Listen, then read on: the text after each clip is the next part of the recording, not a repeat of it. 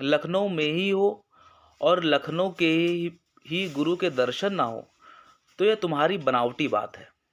प्रेम में मनुष्य रुक ही नहीं सकता, मरता पड़ता भी आ जाता है।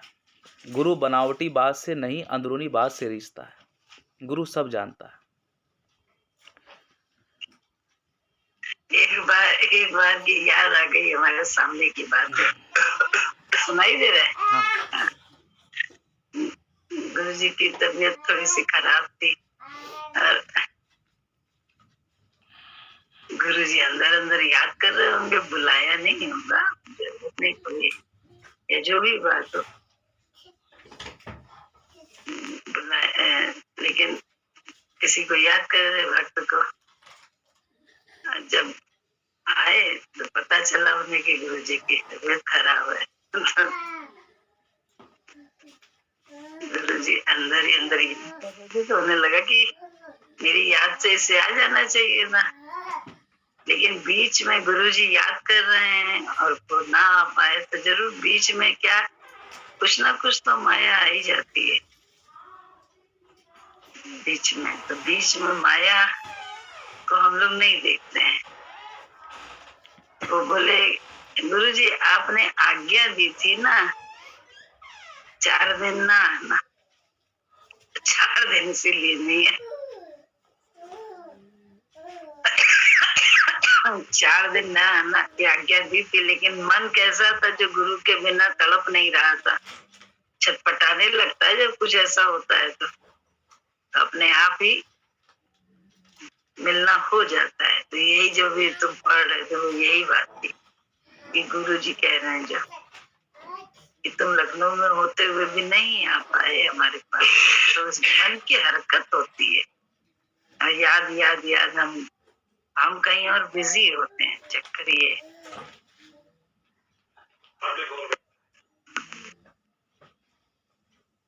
गुरु से ही सब अपने को जाना जा सकता है, गुरु के बिना कोई अपने को जान सकता नहीं।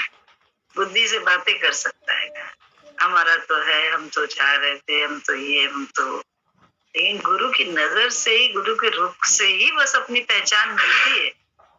बाकी पहचान की बातें हैं सारी कि हमें पता चल जाए गुरु जी गलत बोल रहे हैं, हमें पता चल जाए, ऐसा कुछ नहीं। उनके रुख से ही तो हम अंदर जाना सीखते हैं, अन्यथा कहाँ से जा पाएंगे। तो पड़े रहते मतलब स्थूल शरीर में ही पड़े रहते हैं, सूक्ष्म की तो बात छोड़ दो, स्थूल में ही पड़े रहते हैं। 3 शरीर हैं, स्थूल सूक्ष्म कारण, ये काम स्थूल में ही पड़े रहते हैं। सूक्ष्म तक जाना तो गुरु के कृपा से ही संभव होता है, उसी के विचार को अपनाने से मन को देख पाते हैं। बाहर कैसे रोग हो, कुछ नहीं होता है, खांसी जुकाम होता है, डॉक्टर कुछ डिक्लेयर कर देता है, कहता है ये खांसी इसलिए थी क्योंकि बीपी था इतना ज्यादा। अब खांसी आ रही है, कोई सोच सकता है बीपी है? हम तो पहले जानते ही नहीं थे, खांसी का कारण बीपी था। डॉक्टर ने तुरंत एडमिट कर लिया, तो गए थे खांसी के लिए। तो ऐसे ही डॉक्टर की बात में बड़ा विश्वास रहता है, क्योंकि वो स्थूल बुद्धि की बात है, स्थूल बात है, बुद्धि समझती है। लेकिन गुरु के पर विश्वास ही तो नहीं है, जो अंदर सूक्ष्म के तक ले जाने के लिए हमको जो वो बताता है, वो तरीका बताता है, युक्ति बताता है, अपनी नजर से कृपा कर करके हम लोगों को ले जाना चाहता है। तो कहाँ हम जाना चाहते हैं? हम जाना ही नहीं चाहते। सबसे पहले तो हमें खुद का संकल्प होना चाहिए कि हमें क्या पाना है, क्या लेना है। दौड़ बाहर की है और खोज रहे हैं अंदर, खोज ही नहीं रहे अंदर, बस दौड़ ही बाहर रहेंगे तो कहाँ पहुंच जाएंगे अंदर कौन से। पढ़ो बेटा। एक महिमा बोले सभी। हाँ बोलिए। एक बार जब आप दीदी की सास का शरीर शांत हुआ था तो बाबा मैं लेके लखनऊ गई थी। तो हमें तो ट्रेन पे बैठने में वैसे ही बहुत हौला लगता था, लेकिन साथ में आप थी तो नहीं लगा डर। और जब लौटे तो आप वहां रुक गई, हमें बोला आप अकेले जाओ। जिंदगी में कभी पहले अकेले गए नहीं थे। अब तो भैया बहुत हौला उठने लगा है, हम कैसे जाएंगे क्या है। अब गुरु पे भी इतना विश्वास नहीं था, अब तो और बात नए थे तब। खैर आज्ञा मिली तो चले आए। ट्रेन पे जब बैठे तो एक सत्संगी मिल गया और भाभी जी उसने अपने गुरु की खूब महिमा करी, हमने अपने गुरु की खूब महिमा करी और कब रास्ता पार हो गया पता ही नहीं चला। और हमें तब पता लगा कि मतलब गुरु जो है ऐसे ही डर भाव सब निकालता है। मन में जो डर था बोला उठता था वो कब कहाँ चला गया पता ही नहीं चला। ऐसी महिमा कर मेरे गुरुदेव। ऐसा होता है, बात मानने से ही तो आगे का पता चलेगा। महिमा तो तभी होगी ना। रास्ते में हम भी जाते थे ऐसे ही, तो गुरु जी को तो बहुत तकलीफ होती थी इस बात से कि मायके से कोई लेने आए और ससुराल से कोई छोड़ने जाए।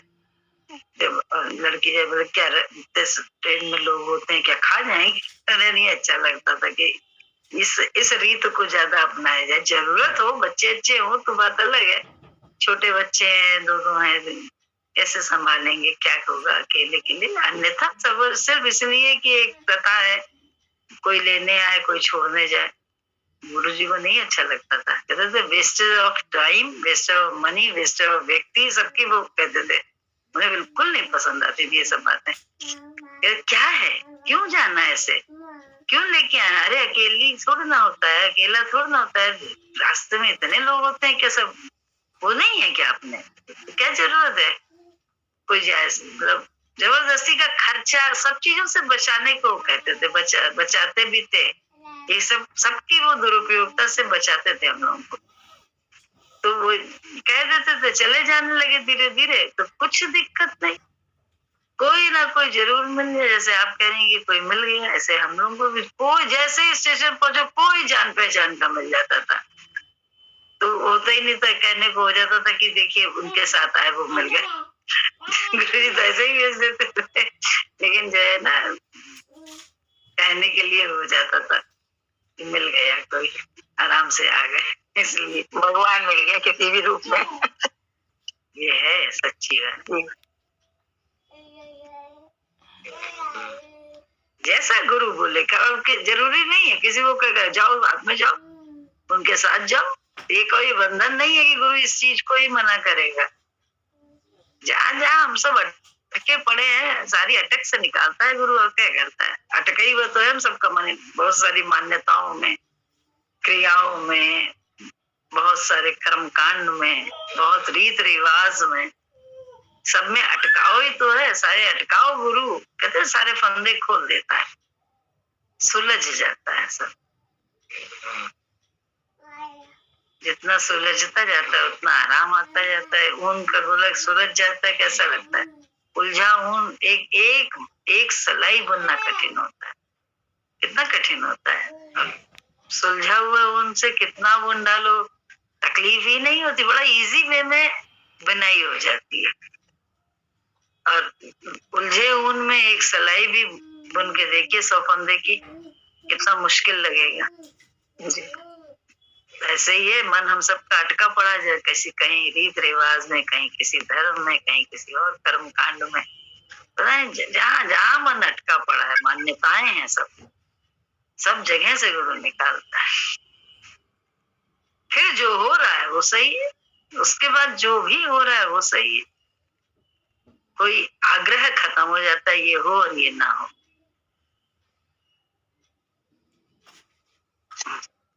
ऐसे एक बार ना बड़ा मन करा अंदर ही अंदर कि दीदी से मिलने का, तो अब किसी से कुछ कहा नहीं ना बोले। और दूसरे दिन जब सत्संग में गए तभी आप बोली चलो लखनऊ चल रही हो। और हम तो ऐसे खुश हो गए कि कहा भगवान बैठे तो सुन रहे थे, जब हमें पहुंचा दिया वहां पे तुमने। और जब गए दीदी बड़े प्यार से मिली, दीदी बहुत अच्छे से खुश तो इतना दिल खुश हो गया कि देखे कैसे सुनते हैं मेरे गुरुदेव। अंदर की लगन थी तो पहुंचा दिया गुरुजी ने। तो कहते हैं एक अकेला सब करे बड़ी लहर। हमारे अंदर वो और साधन तो वो बना देता है जी। अभी तो अपने साधनों का अहंकार भी खत्म हो गया। सब चीज के पहले तो लगता था हम बड़ी सब जतन करके जाते हैं, बड़ा पुरुषार्थ करते हैं, इसको मनाते हैं, उसको रिझाते हैं, इतने दिन ये करते हैं, वो करते हैं, तब जाते हैं। लेकिन जब गुरुजी ने कह दिया तो मेरे विचार से आना जाना, इतनी एक तो पहले बहुत शांति आ गई। तो एक अहंकार सबसे पहले खत्म हुआ कि हाय बड़ा हम अहंकार करते थे, बड़ा प्यार करते हैं, उसका अहंकार खत्म हुआ। फिर जब शांति से इतना आराम आया कि अरे भी खटखट खत्म, कि इस समय नहीं पहुंची, उस समय नहीं पहुंची, अब तो जब वो बुलाएंगे तब जाएंगे, बाकी खत्म हो गई। नहीं तो न पहुंचो किसी और उसमें, गुरु का कोई भी पर्व उसमें अपने आप से न पहुंच पाओ, तो फिर गुरु की नजर से वंचित होना पड़ता था। अब तो आपने बोल दिया तो कोई प्रॉब्लम ही नहीं। उसके दुनिया कोई समझे ना समझे उससे कोई मतलब नहीं। क्या समझ रही है दुनिया, उस संसार में क्या सुख समझ रहे हैं, भक्त क्या समझ रहे हैं, वो सब तो बाहर की गति है, उससे हमारा कोई लेना देना नहीं। हमारा लोगों का लेना देना तो बस गुरु से ही है। गुरु के विचार को अपना के चले, उसके रुख को देख के चले, बस उसके साथ वो क्या कर रहा है हमें इससे मतलब नहीं। हमारे से उसने क्या कहा है, हमें क्या करना है, ना हमें जताना बताना। उसमें जो एक आनंद है, एक विश्वास होता है, वो बड़ा अनोखा होता है। बड़े अपनेपन का एक एहसास होता है कि हम उसके विचार से चल रहे हैं, और फिर उसके जवाबदेही उसके पास होती है, हमको बोलने की जरूरत नहीं होती, वो जवाब देता है सब बातों का।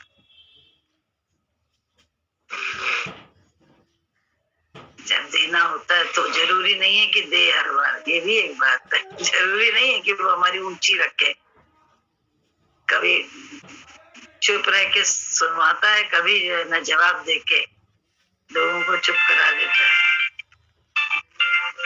ऐसा है। पढ़ो बेटा, हमने तो देखा है गुरुजी अपने अनुभव दे दे के और विश्वास बढ़ाते जाते हैं। एक एक ऐसा अनुभव देते हैं कि विश्वास और बढ़ जाता है कि हाँ मेरा गुरु मेरे साथ है हर पल। जय सद्गुरु। जय जय सद्गुरु। ऐसा मासी अनुभव हमको भी होता है। जय सद्गुरु की 2 मिनट में बोलेंगे कि यही जो अभी आंटी भी बात कह रही थी, आप भी यही बात कह रही हैं कि जैसे कोई वचन जो है वो स्पेसिफिक नहीं है। जैसे होता है ना कि किताब पढ़ लो, इसमें वचन ये लिखा हुआ है, जैसे कि दान पुण्य करो, जैसे और किताबें पढ़ते थे, तो ये कहते हैं सार्वकालिक सत्य है कि इससे कुछ पुण्य मिलेगा, इससे कुछ स्वर्ग जाएंगे, मतलब लिखित बातें थी। लेकिन यहाँ इस दरबार में ऐसा है कि ये सेंटेंस जो हमसे कहा जा रहा है शायद उसके लिए एप्लीकेबल ना हो, या हमारे लिए आज सही हो, कल हमारे लिए अगले मोमेंट पर गुरु कहते नहीं अब इस पर ना रहो, ये स्टेटमेंट इस समय तुम्हारे लिए उपयुक्त नहीं है। तो जैसे आप भी कल परसों भी ये बता रहे थे कि पानी कोई आए गर्मी से तो तुरंत पानी देना चाहिए, तो गुरुजी ने डांट दिया कि भाई पानी क्यों दे रहे हो, थोड़ा बैठने दो, हवा में बैठने दो, उसके बाद पानी देना। तो फिर मन तो उखड़ता है ना, ये चक्कर में आ जाता कि ये क्या हो गया भाई, अभी तो हमसे तो ऐसे कहा गया था। तो इसलिए मुझे हमेशा दिमाग खोल कर बैठना है ना, जैसे हमेशा सीखने का है, हमेशा जैसे आँख गुरु की तरफ होनी चाहिए कि अब वो क्या कह रहा है। ऐसा नहीं कि हमने रट लिया, हमने समझ लिया, हमारा मतलब से लाइफ पूरा बीत जाएगी उसमें वचन पर, कि वचन गुरु को देकर जाए। इसका मासी हमने फ़ायदा देखा, मतलब हम ये आपको बताना चाह रहे हैं कि क्योंकि ऐसा नहीं कि इसको प्रूव होता है, जो बातें गुरु ने कही वो थोड़ा ध्यान रखते हैं तो बाद में दिखती है। जैसे मान लीजिए एक वचन दिया, उस वचन पर हम चले तो हमें फ़ायदा मिला, है ना मासी, हर तरफ से हर तरीके का फ़ायदा मिला। तो हमें लगा कि गुरु ने सही बात बताई। कल जॉली बुआ भी बोल रही थी कि जब अच्छा जैसे बोलता है तब तो हम खुद ही मान लेते हैं, लेकिन जब कुछ आउट ऑफ माइंड ऐसे कुछ बोल दिया ना, आउट ऑफ साइड से बात बोल दी कि अरे ये कैसे हो पाएगा, तब थोड़ा बुद्धि चकराती है कि ये कैसे बोल दिया। लेकिन उस पर भी धैर्य रखते हैं तो वो हमारे भले के लिए ही गुरु बोलता है मासी। अभी मैं सिर्फ कुछ दिन से जैसे एक वचन को पकड़ कर चल रहे थे तो हमें आउटपुट अच्छा मिल रहा था। आपने एक बात कही कि नहीं ये इस तरीके से नहीं, इस तरीके से करना है, तो दिमाग तो चकराया। लेकिन मासी अब सच बता रहे हैं, अनुभव से बताते हैं कि वही महिमा फिर हो रही है। मतलब अगर दूसरे तरीके से हमने लिया चीज़ों को, एक ऐसी बात जो बिल्कुल जिसमें से टिक गए, इस वचन पर टिक गए, और जैसे नहीं उसका इतना फ़ायदा देखा कि अब उससे हटना तो जैसे नहीं जीवन भर नहीं हटेंगे, है ना मासी? ऐसे एक ने लिख लिया जहाँ पर, ये मतलब जैसे थंब रूल है ये, इस थंब रूल पर चलेंगे तो हमेशा सफलता मिलेगी, क्योंकि अनुभव में आ गया भाई। 50 बार या 100 बार का अनुभव है, हर सेकंड का रोम-रोम से ऐसे मतलब वो अनुभव निकल रहा है मेरे। अब उसको कैसे करें कि नहीं, उसको थोड़ी देर के लिए अवेयरनेस पे रखो, अभी दूसरी बात बता रहे हैं, ये दवाई खाओ, इसमें ज़्यादा फ़ायदा होगा। तो उस पर भी चले, लेकिन मन नहीं माना ना। अब सीख लिया उस चीज़ को, अब क्यों दूसरी टेक्नोलॉजी पर जाएँ? एक टेक्नोलॉजी पे काम कर रहे हैं, अच्छा आउटपुट मिल रहा है, सब कुछ ठीक है, अब क्यों दूसरी टेक्नोलॉजी समझें? लेकिन गुरु ने कहा कि ये भी समझ लो। उसको समझा मासी, तो देखा उस पर भी वही आउटपुट सारे आ रहे हैं यहाँ से। महिमा की कमी नहीं हुई मासी, फिर वो जो हर सेकंड की महिमा थी, आज वो भी महिमा मिल रही है। तो लगा कि ये भी देखो सत्य है। इसलिए मासी, जैसे गुरु कहता है, कोई आदत नहीं डालनी है। ये कोई आदत का दरबार नहीं है, ये कोई स्पेसिफिकेशन का दरबार नहीं है। हर सेकंड नई चीज़ सिखाई जाएगी और बस अपने मन को मोड़ना है मासी। वो जो आप कहानी सुनाती है ना कि वो बार-बार अच्छा, अपने मन को हाँ, बस मोड़ना है मासी। मतलब मन को ऐसा घुमाते चला देना है कि जैसे गुरु के सामने अगर हम उसकी बात को हाँ कह देते हैं मासी, गुरु बस ये कराना चाहता है, हमने समझा दो मासी, कि मेरी बात को हाँ कहो, बुद्धि चकराएगी, लेकिन हाँ कह दोगे, तो बाद में ये होगा कि हर कोई अपनी बात तुमसे मनवा लेगा। संसार में कहीं भी जाओगे, हम ऐसा समझते हैं मासी। दिक्कत किस बात की है? दिक्कत यही है कि हम सामने वाली बात सुनना नहीं चाहते हैं, हम अपनी चलाना चाहते हैं। मतलब ये 99% लोगों की यही दिक्कत है कि हम अपनी चलाना चाहते हैं, हम सुनना नहीं चाहते। तो गुरु अपने साथ रखकर बस यही करता है, तुम अगर मेरे हिसाब से अगर मन को मोड़ लोगे, चाहे समझ में आए ना समझ में आए, जो चीज़ समझ में आएगी वो तो मान लोगे, लेकिन अगर जो नहीं समझ में आ रही उसको भी मान लोगे, तो हर जगह मान लोगे। इसी की मासी रगड़ाई यहाँ चल रही है। ऐसा गुरु इसलिए बड़ा प्यारा लगता है मासी, क्योंकि वो फिर दिखाता है मासी। धैर्य जब रखते हैं तो दिखाता है कि वही तो महिमा हो रही है मासी, कुछ चेंज नहीं हुआ। मतलब हम दूसरे रास्ते को भी गुरु हमको ले जा रहा है, तो इस रास्ते में महिमा हो रही है। और मतलब लिखित में बता रहे हैं, ऑन रिकॉर्ड बोल रहे हैं कि महिमा में कमी नहीं आई। बस ये है कि जो हमने पेशेंस खोया, जो हमने कहा कि कहीं गलत तो नहीं है, क्यों मैंने उस टेक्नोलॉजी को छोड़ दिया, इस टेक्नोलॉजी पर क्यों बढ़ रहे हैं यार, अब समझ में तो आ गया था। तो लगा कि नहीं, जैसा गुरु बताया वैसा चलो, इसमें भी वही आनंद आएगा। क्योंकि भांति-भांति तरीके से गुरु दिखाएगा, हर तरीके से उस डेस्टिनेशन पे पहुँचा सकता है। हर तरीके से उस ज्ञान को, उस आनंद को पाया जा सकता है वहाँ से। तो मज़ा आता है कि अपनी हाँ, अपनी आदत डालनी है हम लोगों को झुकने की, बस इतना ही सा है कि तो वो जो कर रहे हैं उससे बाद आनंद ना आए तो कभी इस मार्ग पे चले ही ना। तो तुम बोल रहे हो, हम समझ रहे हैं, इतना आनंद आता है, इतना अंदर एक जैसे एक साथी अंदर मिल जाता है, फिर वो बाहर भी दिख रहा है, अंदर भी दिख रहा है, तो कितना अच्छा लगता है। और मन के साथ जब मिलो तो बोले दोनों तरफ खो जाता है, बाहर भी खो जाता है, अंदर भी। ये पक्की बात है, उस समय खो जाता है वो साथी, फिर से उसे पकड़ना पड़ता है। बार बार यही अभ्यास ही तो करना है हम लोगों को। और करना क्या है, जितना करते हैं उतना आराम है, उतना आनंद है, उतनी शांति है।